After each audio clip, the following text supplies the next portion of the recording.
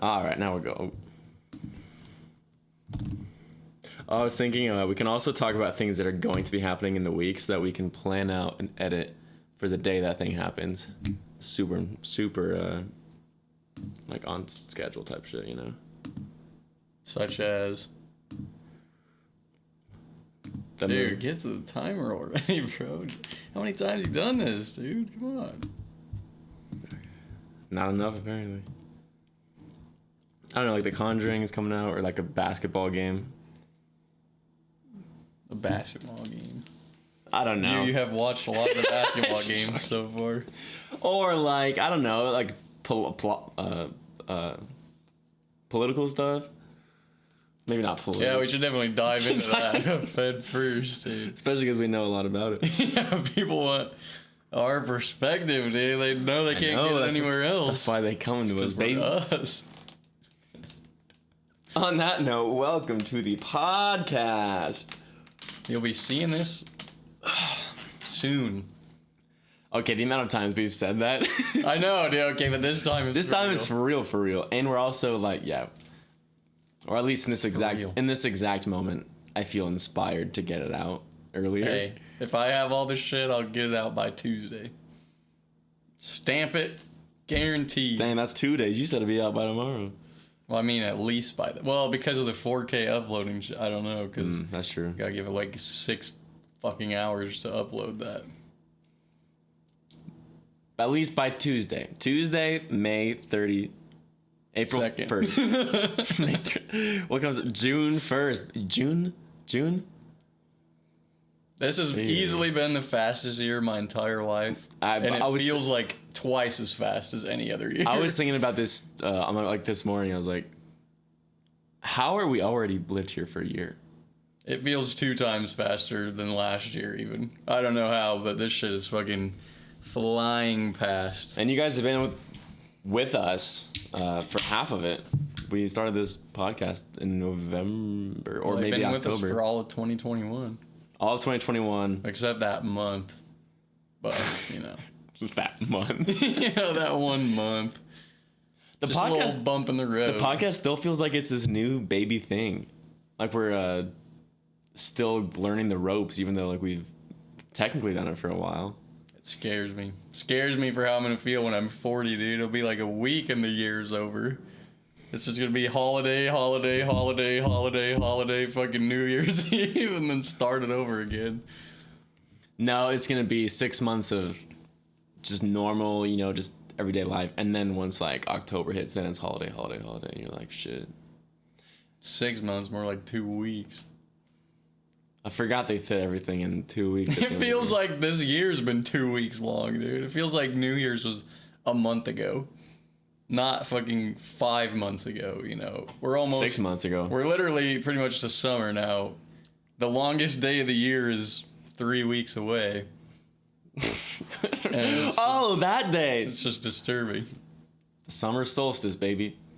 I usually mark my calendar. I base my years off of the solstices also. Well, I mean, the lights, it's been light till like 9:30 now. I remember like before, like daylight for me, daylight savings feels like, I don't even know what month that's in, but that feels like a holiday by itself. That feels like it was like a week ago.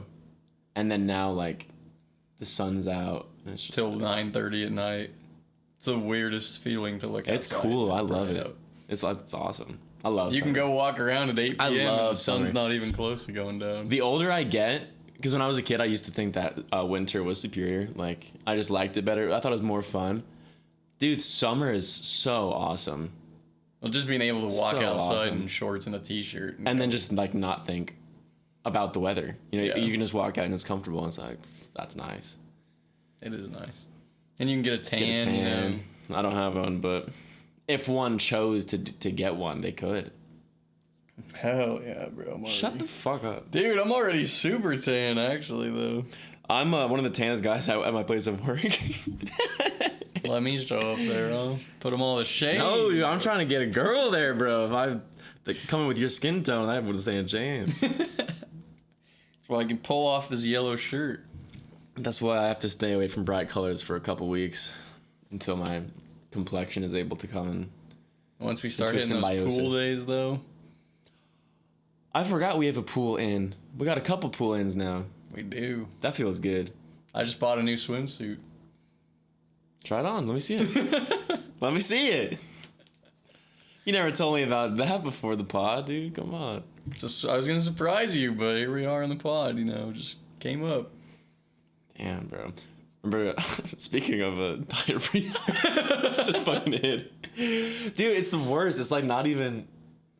It's like a solid, but it's just a repeated feeling. What a segue, man. There was. Well, I just got the feeling. I was like, oh, god damn it. Hey, but for real though, hashtag stop the stigma against diarrhea. It happens. Okay, people poop. You should be able to, be in the car with your friends and be like, yo, hit the gas station. You're like, why? Just do it. I've got to you shouldn't go. have to be vague about it and then have everybody think, oh, this guy's got to have diarrhea. No, you should be like, hey, diarrhea. Diarrhea situation. Get me somewhere right now. And they were like, okay. Don't make fun of the guy, okay? Yeah, don't make fun of the guy.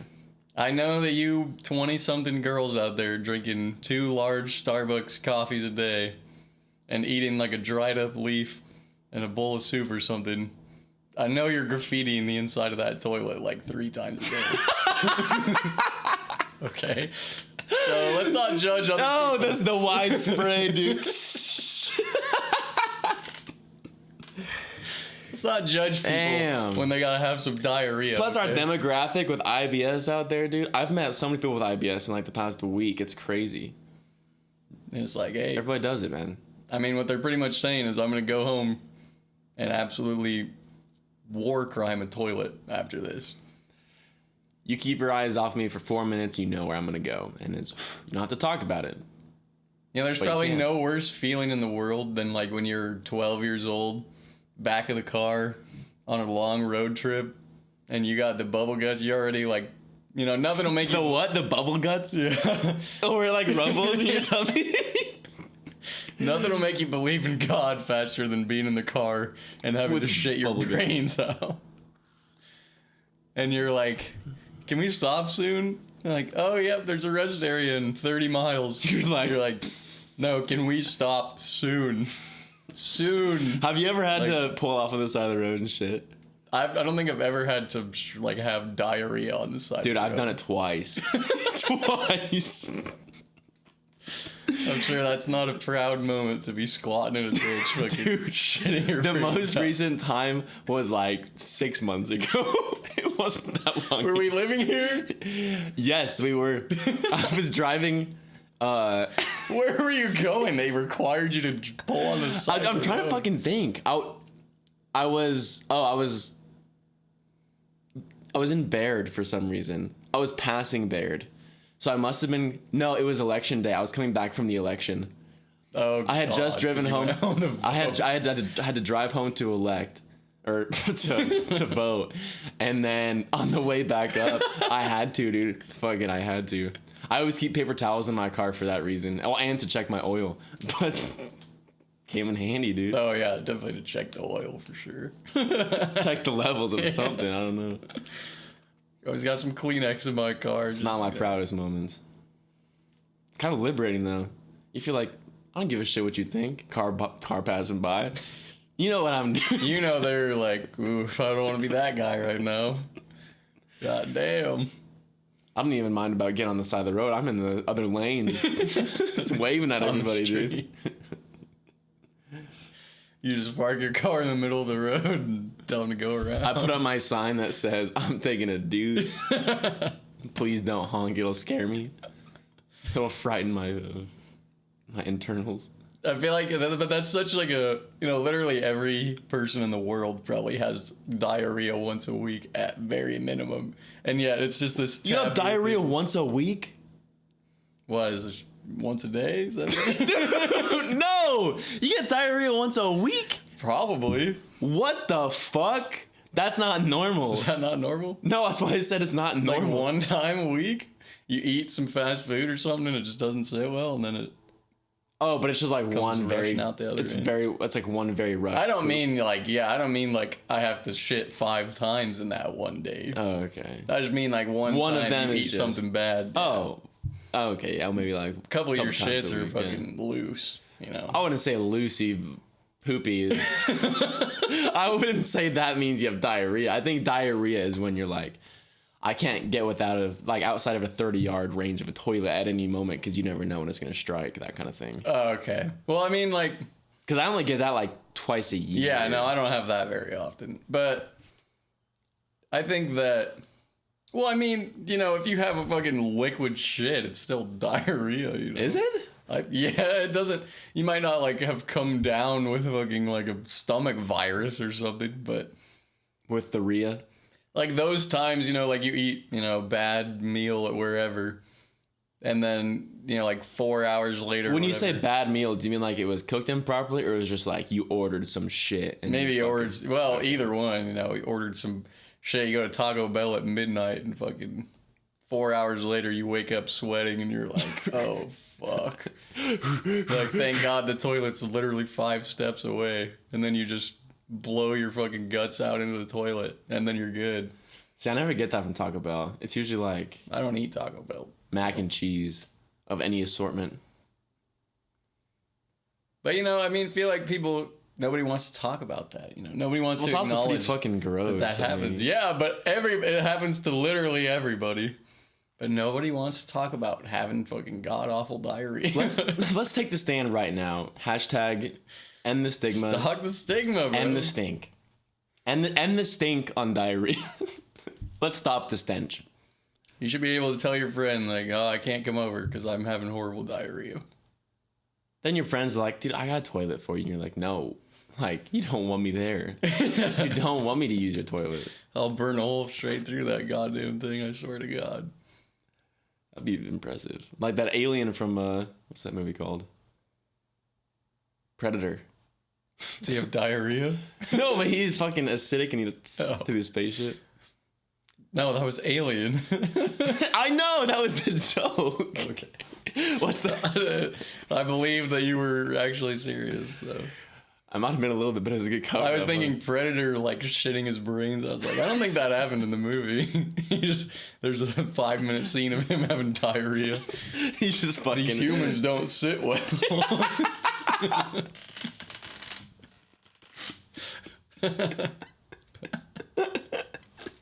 Just out there in the jungle, fucking shit his brains out. Dude, think of, like, we've been watching Band of Brothers. Think about, like... I don't want to think about whatever you're going to ask me. Think about over there, you get diarrhea, dude. Like, you're in the middle of a fucking... dude, they're just going in their pants, You're in the middle of an engagement, and you're like, no, I gotta shit now. Dude, like, it's not waiting. Stand up, Corporal! Suppressing fire! It's the dumbest shit I've ever heard. You guys gotta cover me.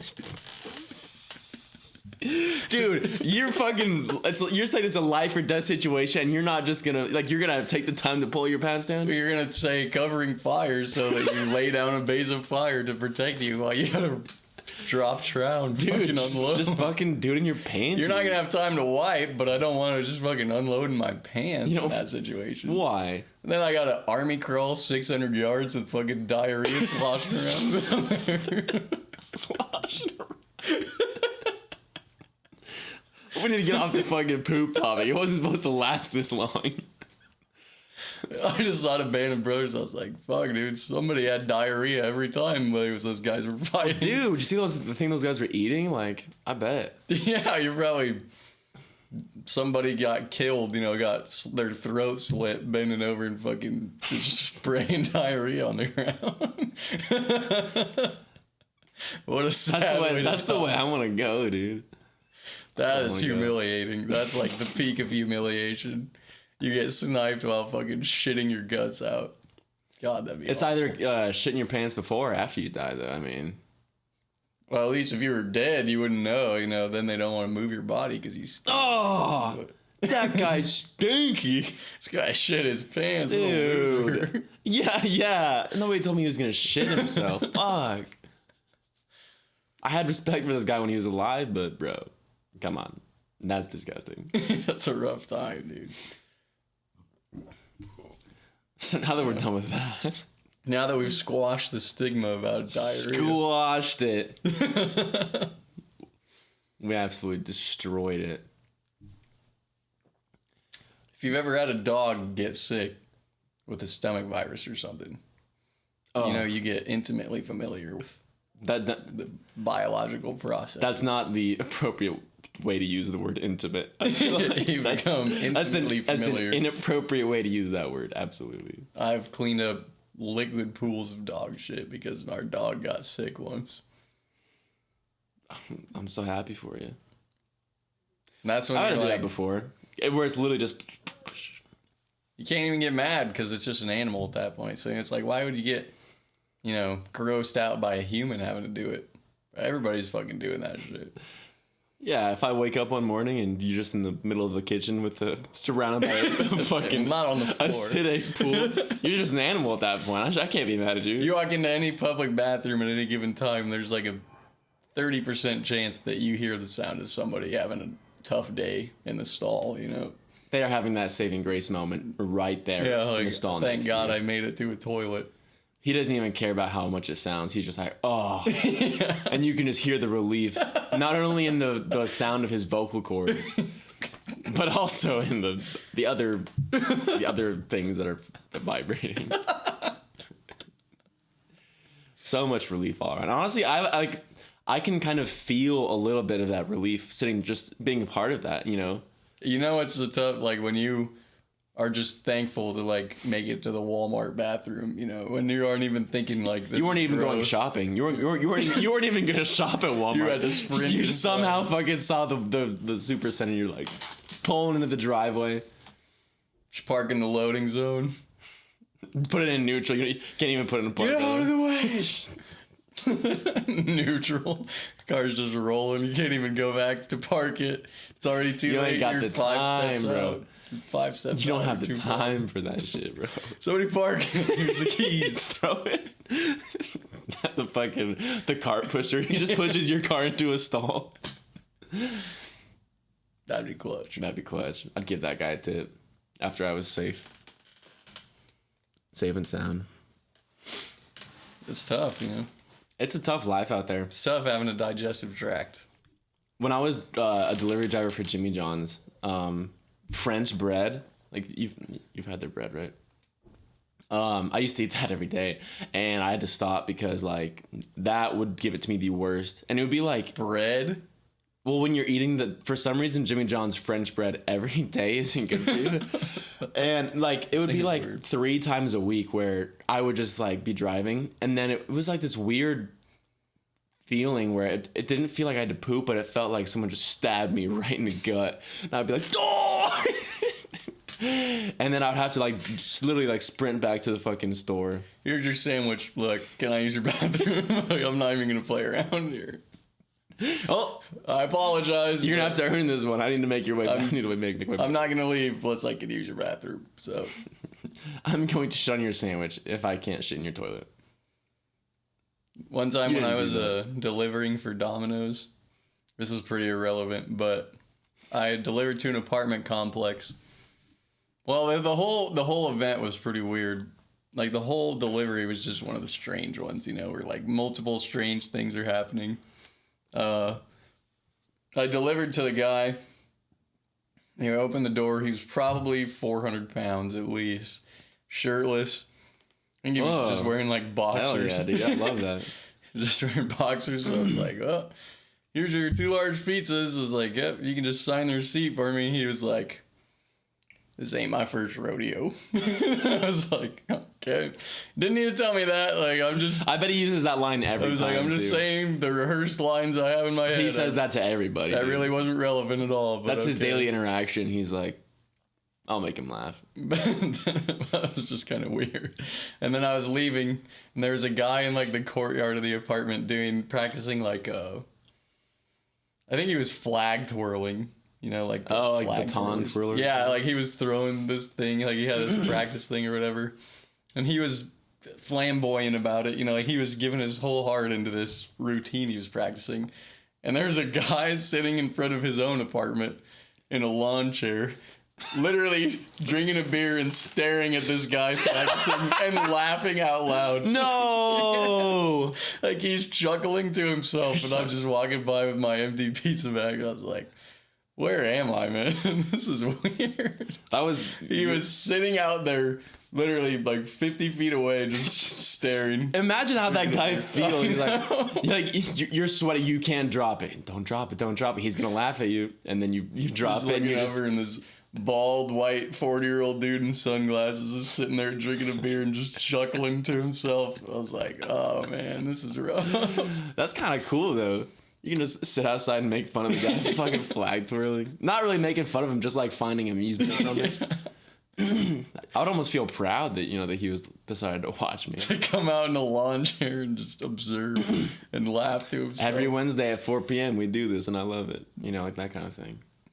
Maybe they did have a symbiotic relationship like that. He'd practice at the same time, and that guy would come out and chuckle to himself, and they had an understanding. He wouldn't start twirling until he heard the lawn chair click, and he's like, it's my time to go, baby. It's time to start twirling. I do miss delivering stuff for that alone. Just the weirdness that can go down while you're doing that. Well, is that the weirdest thing that happened to you while you were a delivery driver? That was definitely one of them. Like people answering the door, like borderline naked. Not butt naked, but just about. It's pretty weird. And it's never someone you would be interested in seeing almost naked. It's always the people you would pay money to never see that. But that'll happen. Drugs, like the obvious, sign of like drugs being taken or consumed at the time that you show up, and like, are you talking about weed? Like you're gonna that, or just like other things going on, or just like people sitting around doing absolutely nothing, and like they just all look fucking. And you show up, and you're just a like, pizza guy at that point, and you're just like, all right, like hey, and they'll tip you $4. You're like, hey, that's all right. All right. The weirdest thing that probably happened to me was it was like one of the late shifts, and so it was like 1:30 a.m. or something, and I was walking downtown, and this guy came out of, I don't even know where he came from, but he stopped me, and he was like, hey dude, can I have some money? I was like, bro, I'm working, like I gotta go, like I'm gotta go somewhere. And he's like, I just got out of prison. I was like, dude, like I don't know what to tell you, like I don't carry cash on me. And then, no shit, like this car comes flying down. Like, it's like a 25-mile-an-hour like thing. I hear like a grrr, and then vroom. And then like literally going probably like 65 down this area. And then dude, this car's flying, right? He zooms past, and I hear this siren, and it's a loud siren. Oh, shit. This siren. But there's this building, so I can't see... I can't see the cop car yet. So the first car, he's just made it all the way downtown at this point. And there's this fucking golf cart. I shit you not. A fucking golf cart that was like a police golf cart tailing this guy, going comically slow. It was hilarious how slow this guy was going, but with like the loudest siren I've ever fucking heard, trying to chase this guy, and then he ended up like crashing. Like you could hear him like run into like some cars. So he ended up catching up to him. Jesus Christ! All while this guy like in prison's right next to me. He's like, "Oh shit, dude!" I was like, he's not even phased. He's just like, "Hey, you got any money now?" Like, how about now? It was weird. It was bizarre. I stopped delivering at nighttime after that. It was weird. Things, they always happen like at the same time like that, like if one weird thing happens, it's always like a string the universe just says it's so, and then it's a string of weird things starts happening, and you're like, okay. Well, this is weird. Then you just accept it at that point. You're like, okay. How about the scariest delivery you ever made? Like the most... scared for my life I'd been? Yeah, like the sketchiest like delivery you ever made. Because when you deliver stuff, like there's always a segment in your training about like, if something seems wrong, don't stop your car, like don't get out of the car. Did they train you that? Yeah, Domino's did. They were like, people will try to rob you. Like, Jesus Christ. Like if you show up to a house and it looks dark or like empty, or they give you weird instructions like to drive back behind the property or something, like just don't do it. Like, we'll never penalize you for just driving back to the store if you feel sketched out. I was like, okay, that's good to know.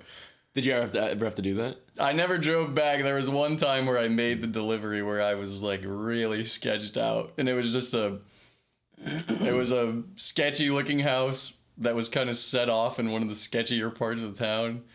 And, you know, there were dogs, like loud dogs barking in there. I could just hear it. It was just a weird vibe. But I went up to the door and opened it, and the smell of weed absolutely rolled out of there like nothing else. And I could see pit bulls and cages in there, like fucking going nuts. Damn. And dudes just sitting around a couch, but they took the pizzas and like gave me a tip. So I feel like you're like the bringer of peace at that point. You're like, it's just the pizza guy, dude. Let's just get the pizza. Yeah, well, and then, yeah, I think that it takes a really scummy person to be like, let's rob the pizza guy, dude. Yeah, that would suck. No, I can't think of anything like that. Not where I was like super, super scared, just because. I don't know. I'm not a small dude, or like, you know, people like. I don't know. I guess I've never felt that before. No, like not in that job at least. Did you deliver to like the sketchy parts of town or not really? A little bit. For like the first half of my job I did, but then I ended up moving stores, and then it was like that was the downtown store. So I guess there was when I went to the sketchy parts, it's just like, you know, poor people, and that's not like sketchy. Just kind of like, oh, I guess that's fine. Yeah, it's more just, you know, when you get the vibe of like something might be up here. When I worked at Red Lobster, there was one time I was scared because I was like friends with like the dishwashers and the cooks, and one guy needed a ride home, so I took him home. But he lived in like the sketchy part, and he was like, tell me where to go, and I was gonna turn down this road. He's like, no, don't turn down that road. I was like, okay, so I kept going. He's like, go around back, go down 2, go over 3, and then circle back around. I was like, okay. And then he got out of the car. He's like, you don't have to go to my place. Just like stop at this gas station, like this well-lit gas station. He's like, you can just stay here and then I'll go home. And then he gets out of the car and he's like, now leave the exact way we came in. Don't go anywhere else. I was like, oh, bro. I don't remember. I was like, oh, shit. So I just put my directions in to get home, and I fucking like booked it out of there. That was pretty scary. But just because he made me scared. I wasn't scared until he was like, don't tread from this path. I was like, oh, shit, bro. Like, why? Somebody's going to walk out in the street and stop your car? I mean, yeah, it was weird. I don't know. But then he was like, thanks for the ride, bro. I was like, okay, see you at work. Yeah, you got to be willing as a delivery driver to like, well, pretty much, you know, if you're in your car and moving, like, you're safe, but you have to be willing not to stop. Like, to threaten to run somebody over if they were like trying to stop your car, you know. You would fucking run a guy over? If somebody came out in the road and tried to stop me, you know, and I have like my delivery thing on top of my car, not a chance. If I was in a sketchy part of town, no, I'd just drive, you know. Over the guy? I would rev that. There's no way he'd stay in the road, you know. I would just believe that he'd get If he's cracked out, there is a way. I bet he fucking... He's like, try me. I don't feel pain at this moment. Dude, I would suck. Running a guy over? I would have to put my 2 weeks in. I wouldn't be able to do that. There was some, like, I think I saw it on TikTok or something, but like I think somebody was like, you know, there's a higher chance that you die delivery driving than there is if you're a cop. No fucking way. It was like, what? You know, so many deaths per like 10,000 delivery drivers or something, but Jesus Christ, I never knew that. I think it was close. That's pretty cool. I had like a dangerous job. I mean, I think that really probably the danger comes more from driving all the time, you know, and somebody flying through a stop sign and fucking T-boning you and killing you. Then or like fucking bike driving. There's some crazy bike accidents. That would be nuts. There was this guy who was he fucked his face up because he was on a bicycle. And, at your store? Yeah, and he was just like going down this normal ass road and then just got in like a basic ass car, like a bicycle accident, or you know, he just like fell off his bike, but he landed on his face on the sidewalk, and he like got like workman's comp for it and shit. Ow. Like he fucked his face up. He had like, it was crazy. That wouldn't be worth it. No, it wouldn't. That would suck so bad.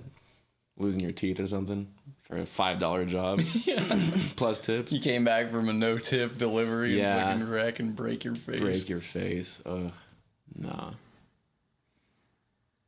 I'm good without that. There's something else I was going to say. What was it? I don't know. Guess Why are it's you gone. asking me? Guess it's gone. It's like a rhetorical thing. Sometimes if you ask it, it comes back. You know, like the universe gives it back to you. But this one is Guess you gone. didn't deserve This it. one's gone forever. I just stretched twice in a row. That's weird. You got any current events going on in your life? Current You events. want to share? We're talking worldwide or are we talking Jake wide? Jake wide. That's pretty wide. Jake wide. Well, I'm drinking jasmine tea today Pussy. because my work schedule has changed from 5 a.m. to 5 p.m. Yeah, that's pretty. How do you like that so far? The scheduling itself, I'm gonna have to get used to. I did feel pretty anxious yesterday because like that feeling of I have to go to work after this. I haven't had that in like a year, so It is nice to usually- get work out of the way right at the beginning. it is nice. But I think the perks of Sleeping in's also nice though. I think the perks of being at my job and like just actually enjoying the place I work probably outweighs it, and I'll just it's something I'm just gonna have to get used to. So that's different. Oh, but the reason I said that is because I have to go to work after this. That's pretty cool. But I love the job. Was And- it 4 or 5? Don't remember. Don't remember. I think it was 5, but also it might be 4. I think it's 4. Or wait. Why even guess? Why? Literally, I'm gonna have to check after this fucking. I think it was 5. Could have been 4 though. I have no clue. I'm gonna have to get better at remembering those numbers. That's new. Taking another class. Starts. How would you rate today. your first class out of 5? Oh, I should have done it sooner. It was because. So It's probably a 5 out of 5. Just for the record. oh, you You actually didn't give it a rank. You actually wanted a rating, my bad. I wish I would have done it sooner. The class itself could have been better, or like the class experience, because like the people who also take the class who are supposed to give you like feedback, sometimes it's a hit or miss. But So we're down to like a 4 out of 5. Keeping it no, in suspense. oh yeah, He okay. still hasn't answered. But like when I first dropped out of school, I was like, I'll do everything myself, and you kind of like find like pride and like I did all this myself. But I've seen even in the last month how just like doing it along with an instructor who knows what he's doing, like you just like learn different techniques, and then having deadlines really force you to get shit done. And then it only being for a class like allows you to like be more free with your like, oh, this doesn't have to be perfect. This is not for me anyways. This is just for a class, but you're also trying to do a good job because you paid money. Like, it's just like creating in a mindset I've never had to create from before, which is awesome. Like, it was just, yeah, I learned so much. It was about a 4.3 out of 5 all around. Very, very worth it. And I'd rather spend money on those classes than a new microphone, actually. I've realized. So I'm taking another one. We'll see how this one goes.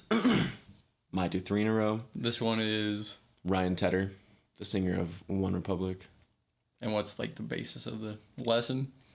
Oh, same thing. Pop songwriting and production. But they have different sounds. They'll have different techniques. They'll have different processes, and then they'll have different things. The things that I loved the most about the class were like the things that, because the last one was Charlie Puth, the things that he would like say to himself while he was like making songs. I realized I was so judgmental of every idea that would like come into my mind before it was even done. And then I would judge it like based on like the first take without like actually putting any effort into it. But he would be like, I wonder if this sounds good. And he would do it in his mind. He's like, maybe let's try it. He'd spend like 10 minutes doing it. He's like, I hate that. And then just delete it. And that would stress me out so much if I did Once that. you do it, you feel the need to include it. I feel like I'm already married to that idea. And I wouldn't allow myself to explore ideas except for like a one take. Do I like that? And you can't really tell unless you put a little fucking time into it to make it sound good. Yeah. And then once it sounds good, then you can judge the melody for what it is based off like, against the production that you already have. And then you're like, oh, I do like that melody, or oh, I don't like it. And then just allowing yourself to be free, like move quickly, but like, yeah, I learned so fucking much. And I think I got a lot from it. Very much worthwhile. I think once you reach a certain point in like your knowledge level of what you're doing, it just really helps to like deeply see how other people do the same process. Yeah. And then you just get to alter your own a little bit based on the good and bad parts that you find in what they do. And that's the thing is, if I was a new person, you just do it exactly like he I would do the exact same thing he would be doing, right? And now I get to see, oh, that's going to work for me, or oh, I'm not going to worry about that. So it's probably all in timing that is supposed to happen. So I'm not. That's the other thing is my bad, guys. What was that? James Rogers' birthday is tomorrow. Who the fuck is that? I couldn't tell you. Fuck, that blew my train of thought. You don't want to do it exactly like they do it, but you take the bits and pieces. Oh no, them doing it. I say I wish I would have done it sooner, but that's just like me saying it was exactly like it was. So I'm glad I'm doing it basically, because I don't actually wish I would have done it sooner, because I know how much I got out of it now. I don't think I would have gotten as much out of the class if I took it earlier. You know, might have taken too much away from it. Yeah, exactly. I think that I got about 5% better from that class. You know, it's not like it fucking revolutionized who I am as a musician, or I mean, nothing probably could. Nothing could, but that 5% feel, because like you don't get 5% from like many things anymore. You know, like it's like a slow build at this point. 5% feels awesome. Like it's like, oh god, and then it's just like, you know, you get excited about it again. It's like, yeah, it's just good. I might do 2 classes, and then I guess we'll take it from there, and then maybe do more time on making another project or something, taking what I've learned, or maybe I'll decide I want to keep learning. I don't know, but it's been awesome. That's the other thing that's new for me in Jacob world. I think that that's the kind of thing I can get from like just reading a novel that I think is really good, because you know novels are so long and like so deep that you know you really get immersed in it, and it's like you really get a sense of like how they tell the story, and that's you know just you know seeing how somebody else tells a story in general is really valuable to like, oh, you know, I could do more of this and less of that. Like, you know, it doesn't completely change me as a writer anymore, but it's just really like a deeper insight into how other people do it, and maybe a few things that I lack on, or a few things that I overdo. But because it's so long, you know, like I feel like listening to one song, you can't, you know, you don't get better as a musician by listening to how one person, you know, makes one song, because songs are so fickle anyway, or whatever. You know, it's just a one-off. You could make one song that blew up that wasn't like anything else you made just because you were trying something different, and you know you didn't even have a full grasp of it. But because it's so short, you don't have to. But a novel is like, you know, they have to have a grasp on what they're doing. Like they have to fully understand their own story to create this piece of like literature, art, or whatever, and you get to really dive into that reading it. And then I'm like, oh, okay, you know, at like page 400, I'm like, okay, you know, here's what they did really well, here's what I could do better at, that type of thing. So I feel like, you know, because listening to music is probably just, well, everybody's so different too, but you know, just books are so long that I feel like each individual book kind of gives me a lesson on its own now, as I'm like really reading it from a writer's perspective instead of just reading it as a reader. Well, yeah, and writing is different too, because you don't have to watch them type to see, you know, what, like it's just once you read the words, you know that's what they wrote. Yeah, exactly. It's not like you need like a tutorial on how they did this thing, or that's like true, yeah. You know, like you don't have to delve into what a lyric means, because you like it's there. I guess you could maybe like go like a forum and be like, what did he mean but when he said this chapter, like what, or like what is, I don't know. But yeah, most of the time I would assume like just reading, and because it's so long, you know, that it hammers home their style and all that like you just keep hitting those same points. It's like, okay, it really drives it into you. Yeah, whereas music, it comes down to the knobs that you fucking turn and the levels of whatever that you turn up or down. And what else is there? Why don't you tell me? Don't want me to there's knobs, there's levels. I could write a book about it, so, you know. Oh, and back to the other thing is, and you get to see what you like about their style, and you don't have to copy their style too. Exactly, yeah. Which is, that just comes with you having already cemented your own style. For even if it's not your final style, like, you can always evolve it, and you should be evolving it. But instead of restructuring my entire thing based on what they did, it's just adding like a good part that I noticed that they did that I want to do too. It's like a boat, right? It's like the sail is there to use the wind to direct it in the direction that the boat wants to go. And, if it's a shitty boat and you just get blown with the wind, like, you'll make a lot of distance, like, you'll make a lot of progress, but it might not be in the right direction. If you build a sturdy boat, sturdy foundation, then you can use these, creative things that you get to consume, and you can use those to go in the direction you want. You gotta have the shitty voyages first before you really go. You have to make a couple different boats. Yeah, you have to. Yeah, it's hard to make a boat, but once you get it, slow and steady. Sometimes you get a good wind, sometimes you get shit wind, but at least you're going in the direction you want. That was a sick analogy. That was a great analogy. I just made that on the spot too. Nice, dude. Analogy pro here. I'm fucking analogical as fuck. Is that a word? Analogical? Honestly, I couldn't tell you. I don't know. God, that's embarrassing for you. Analogical. Maybe. What about for you? Any new events for you? I mean, we should get new chairs. I've just decided. These are squeak. You know that we get like padded chairs that are still fold-out ones, but they're like a little upgrade. Oh, just a tiny upgrade, because I still like the idea of full metal ones that aren't, and they have like a pad, but they don't squeak. They don't squeak. That would be nice. I mean, we can't really have big chairs.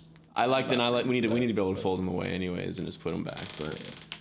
Literally, I fucking move just to itch my calf, and it's. But we got the sound dampening, dude. I feel like we've upgraded. I feel like it's time for new chairs, bro. Maybe a new camera. Definitely new chairs though. Definitely. Maybe a table. Nah, tables gotta stay. The table's pretty much as good as it's gonna get. I don't think in this space, yeah. Better table's not gonna change anything, but better chairs won't squeak. So that's a positive. We're out here putting in work for you guys, okay? We're really, we're really doing our best out here. But God, now I can't stop thinking about the squeak. What else is new with you? I started writing at work. Yeah. His first writing job. None of my superiors ever see this. Because I've started just realizing that in my downtime I can crank out, a few hundred words every 5 minutes, and before you know it, that's 2,000. So I've started writing at work, which has definitely been a boon for my productivity. And that's a good thing. Yeah. And the current story I'm writing, I think that I'm completely unleashing all like the stuff I've learned onto like a real expansive. Completely unleashing. I'm unleashing. He's reached writer level 5,000. Pretty much, dude. That's badass, dude. Because prior to this, I was only writing single character POVs. Because when I wrote my first book in high school, I tried to write, a big, expansive multi-character POV thing, and it was god awful. I sucked at doing it, obviously. So then I was like, okay, well, I need to make it easier for myself. So then I narrowed it down to there's a main character. Everything is from their point of view. Everybody else is, in the story, but I don't get any of their viewpoints or whatever, their thought processes. And so then I did that a bunch, and I got really good at doing single character POV stories. But now, this is, after reading East of Eden, it gave me a really firm grasp, I think, on how I wanted to do a multi-POV story. And that, then it felt literally though, unleashing all the practice I'd had on single character POVs on a whole cast of characters. And I feel like it's just going insanely well. I'm so into the story, and it's so liberating to be able to jump from characters' perspectives to like other people. And I feel like I'm writing the best book I've ever written by a wide margin. That's cool. That's a good feeling. It's a really good feeling. And it's just every time I write, it's just like, damn, it's going to be long, but it's shaping up, How far in are you? Like 40,000 words. Like what percentage would you estimate? Probably 30 to 40%. You've been doing it like for a couple weeks?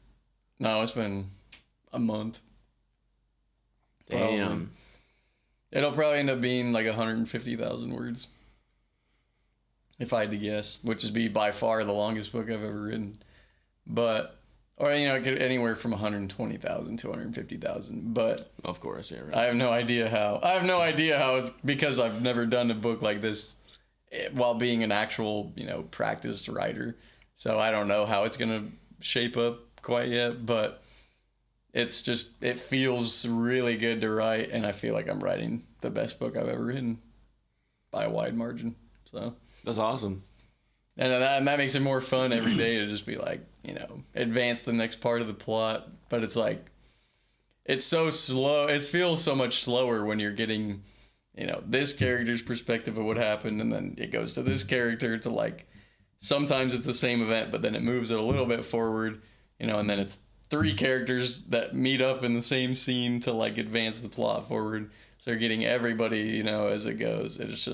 It's wild, It's going to take a lot of rewriting. I'm not going to do it perfectly the first time by any means, but it's just kind of showing me like what, the future is going to look like. It'll only be more complex as I go, because single character POVs are pretty easy now for me. Like writing a book in general is not easy, but I practiced it with the most basic form, which is, one person's point of view. Yeah. And now it's just getting more complex and more complex from there. But I'm really I think I was just ready to hit that point and like try something hard. Well, it sounds like it's more like the most brave thing you've ever had to do in like writing. It's like it's just like a large undertaking.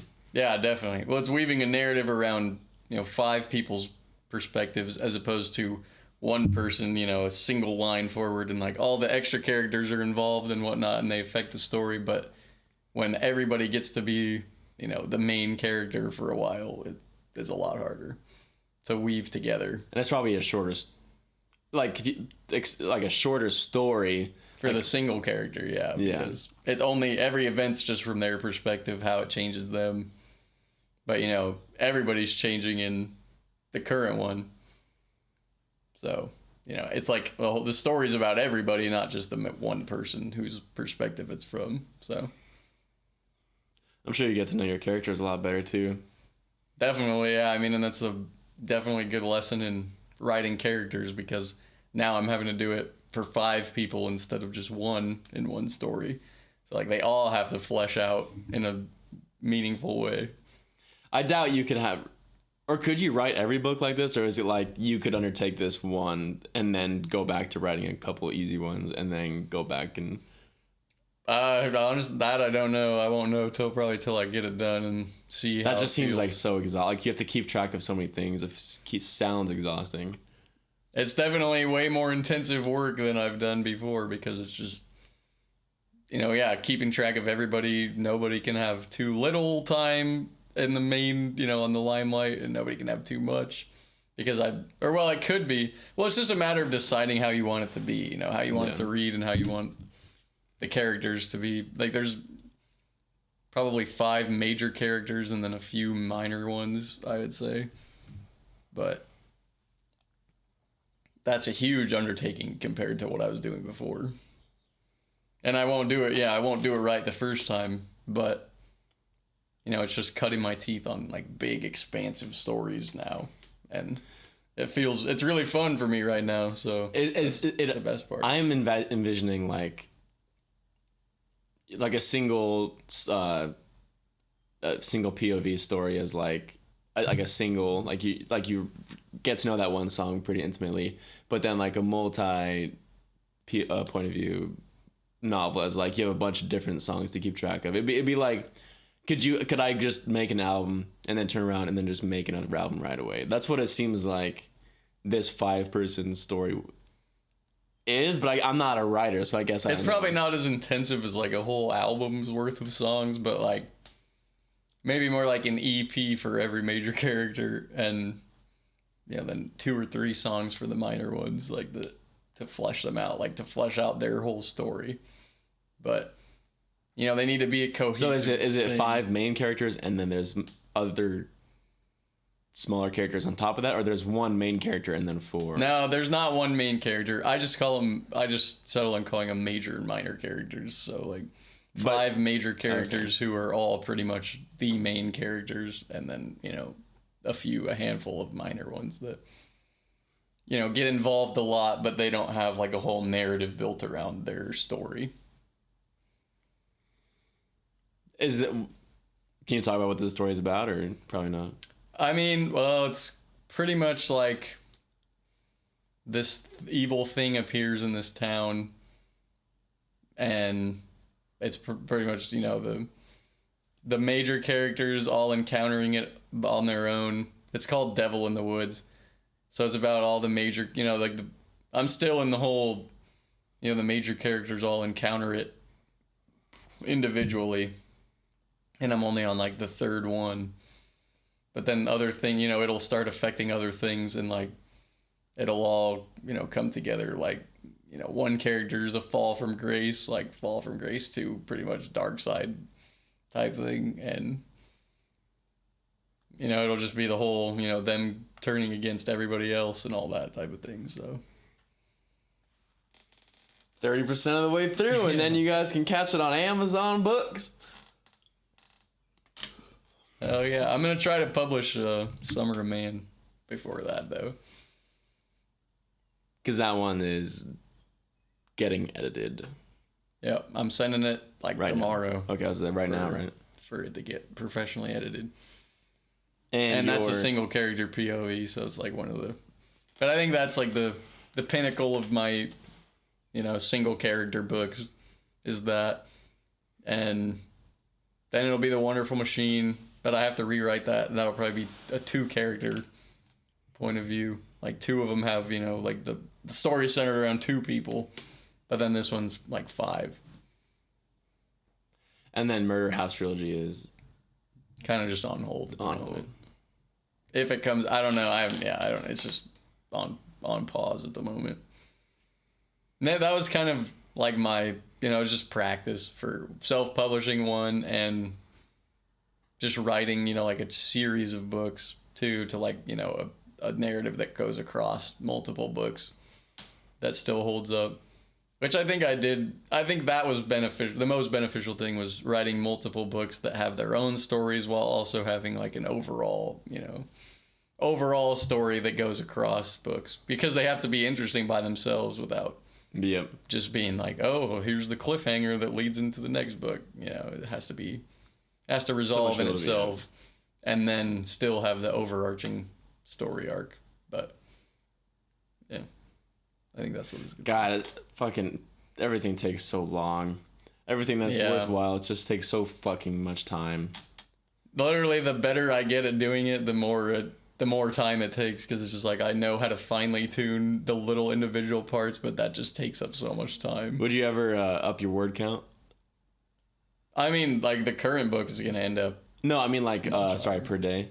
Oh, maybe, but not by much, because I think that the more words like I force myself to do, the more it would end up just being, I would just churn out, the extra 1,000 words, and they wouldn't be that meaningful to the story, and I might end up having to retcon some of what was in there, or delete it and rewrite part of it, just because I can only, it's like I advance the plot in my head a certain distance, and then I know what I'm gonna write. But if I tried to advance it too far and didn't have like that extra time to like marinate on what was gonna happen, that then it would be overstepping, and then I'd have to step back and then rewrite that part because I went too far and it wasn't actually where it was supposed to be.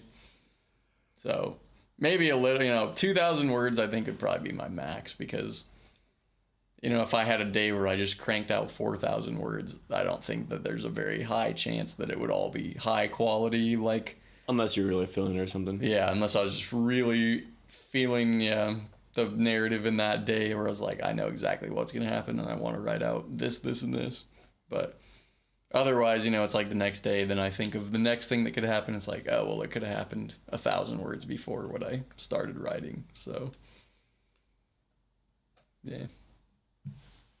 That's about where I'm at. So that's new in Jason's world. Let us know what's new in your guys' world. What's new in the world of viewer number 1 and viewer number 2? What's up with you guys? Tell us about it. Let us know in the comments. Tell your parents to let us know how their day was and their week. We'll be checking comments on Tuesday, June 1st. Because this is coming out soon. Tuesday, June 1st, we will be